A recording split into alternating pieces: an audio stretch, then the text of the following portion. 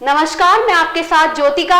आइए रुक करते हैं फटाफट खबरों की ओर। केंद्रीय मंत्री अनुराग ठाकुर ने बुधवार को सरकार की ओर से लिए गए 2 अहम निर्णयों की जानकारी दी। केंद्रीय मंत्री अनुराग ठाकुर ने बताया कि गरीब कल्याण अन्न योजना को 1 जनवरी 2024 से अगले 5 वर्षों के लिए बढ़ाया जाएगा। इस योजना की शुरुआत कोविड-19 महामारी के दौरान की गई थी। केंद्रीय मंत्री ने कहा कि पिछले 5 वर्षों में लगभग 13.50 करोड़ भारतीय गरीब की स्तर से ऊपर उठे हैं। या मोदी सरकार की एक बड़ी उपलब्धि है। अनुराग ठाकुर ने बताया कि केंद्रीय मंत्रिमंडल ने महिला स्वयं सहायता समूहों को ड्रोन प्रदान करने की योजना को भी मंजूरी दी।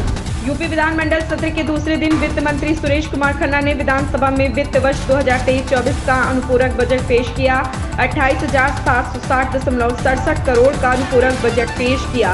इसमें 19,046.39 करोड़ रुपए राजस्व खर्च के लिए और 9,714 करोड़ रुपए पूंजी खर्च के लिए रखे गए। नई योजनाओं के लिए 7,721.21 करोड़ रुपए का प्रस्ताव है। अनुपूरक बजट को लेकर उप मुख्यमंत्री ब्रजेश पाठक ने कहा कि भारत सरकार प्रदेश के चतुर्मुखी विकास के लिए अपनी प्रतिबद्धता के साथ काम कर रही। आज अनुपूरक बजट पेश किया जाएगा।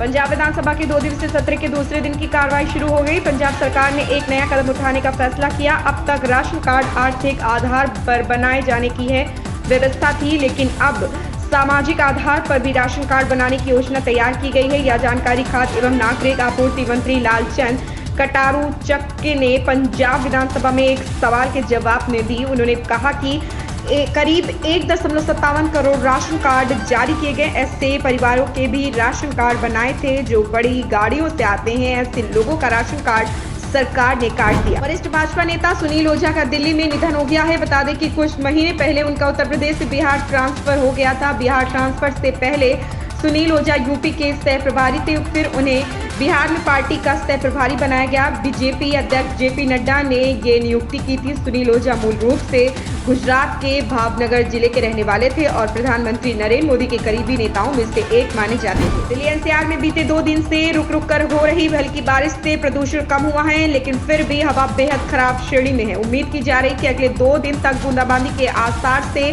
प्रदूषण में कुछ और सुधार हो सकता है। मंगलवार को दिल्ली का AQI घटकर 312 पर पहुंच गया तो सोमवार के मुकाबले 83 अंक कम है। भारतीय उष्णकटिबंधीय मौसम विज्ञान संस्थान के मुताबिक मंगलवार को दिल्ली में मुख्य सतही हवा 12 से 15 किलोमीटर प्रति घंटे की गति के साथ दक्षिण पूर्व दिशाओं से चली। छत्तीसगढ़ में 3 दिसंबर को मतगणना होना है। सभी राजनीतिक पार्टी के नेता अपनी जीत का दावा कर रहे हैं। वहीं प्रदेश की जनता भी अब की बार छत्तीसगढ़ में किसकी सरकार बनेगी पर चर्चा कर रही है। वहीं भाजपा और कांग्रेस के प्रवक्ताओं ने मतगणना से पहले ही रिजल्ट पर दांव लगा बैठे हैं। भाजपा ने 2 लाख रुपए का दांव लगाया तो कांग्रेस बढ़कर 2.5 लाख रुपए का दांव लगाया है। फिलहाल यह 3 दिसंबर को ही तय होगा कि छत्तीसगढ़ में किसकी सरकार बनेगी। उत्तराखंड के खिराबेड़ा स्थित सिलक्यारा सुरंग में फंसे 3 श्रमिकों के परिवार के सदस्यों के चेहरे पर राहत और खुशी की लहर दौड़ गई जब मंगलवार शाम को उनके बचाव की खबर रांची के बाहरी इलाके में स्थित इस गाँव में पहुंची। 55 वर्षीय लकवग्रस्त श्रमण बेदिया, जिनका इकलौता बेटा राजेंद्र वहां फंसा हुआ था, उनको लंबी निराशा के बाद चेहरे पर कुछ राहत के साथ अपनी झोपड़ी के बाहर व्हीलचेयर पर देखा गया। 22 वर्षीय राजेंद्र के अलावा गांव के 2 अन्य लोग सुखराम और अनिल, जिनकी उम्र लगभग 20 वर्ष के आसपास थी, 17 दिनों तक सुरंग के अंदर फंसे रहे। जिला निर्वाचन अधिकारी कमर चौधरी ने कहा कि विधानसभा क्षेत्र बांदीकुई के 238 मतदान केंद्रों की मतगणना प्रथम स्तर पर बनाए गए मतगणना कक्ष 218A में ईवीएम के लिए 14 टेबलों तथा पोस्टल बैलेट के लिए 5 टेबलों सहित कुल 19 टेबलों पर 17 राउंड में की जाएगी। इसी प्रकार विधानसभा क्षेत्र महवा के 230 मतदान केंद्रों की मतगणना प्रथम स्तर पर बनाए गए मतगणना कक्ष 201 में ईवीएम के लिए 5 एवं पोस्टल बैलेट के लिए 5 टेबल तथा मतगणना कक्ष 79 में ईवीएम के लिए 9 टेबल सहित कुल 19 टेबलों पर 17 राउंड में की जाएगी। रणबीर कपूर की बहुप्रतीक्षित फिल्म एनिमल 1 दिसंबर 2023 को अपनी वैश्विक शुरुआत के लिए तैयार है। मूवी एडवांस टिकट बुकिंग मामले में धुआंधार कमाई कर इसके ब्लॉकबस्टर होने का संकेत दे रही। वहीं इसे लेकर एक और बड़ी खुशखबरी सामने आई है। संदीप रेड्डी वांगा की इस मूवी को बांग्लादेश में रिलीज किए जाने की रिपोर्ट है।